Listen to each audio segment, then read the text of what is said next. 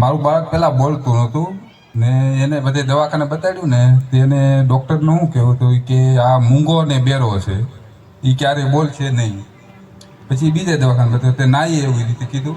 પછી મારા ગામના ડૉક્ટર સાહેબ છે પ્રવીણભાઈ, તેને મને વાત કરી કે ન્યુટ્રિશનનો કિક પાવડર અને ટેસ્ટ પોપટા આવે એ તમે શરૂ કરો.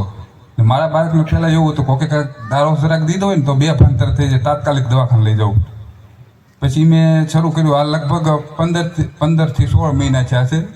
હું એ રેગ્યુલર શરૂ છે.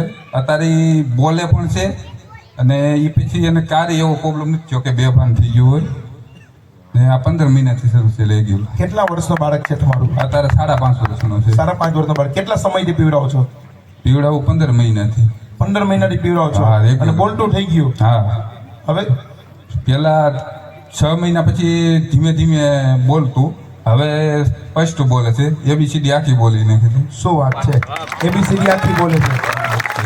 જે બોલી શકતો નહોતો અને આજે એને બાપાને કેટલો હર્ષ હશે, એને કેટલી ખુશી હશે. હવે RCD નું પ્રોડક્ટ બધી વાપરો છો કે? હા, યસ સર. Total? ને સર મને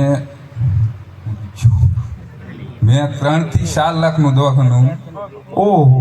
કોક કે અહીંયા જાઓ, કોક કે અહીંયા જાઓ, બધી જ મેં જગ્યાએ રિપોર્ટ પણ કરાવ્યા.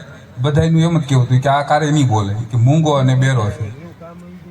પછી પ્રવીણભાઈનો ખૂબ ખૂબ આભાર. ખૂબ સરસ.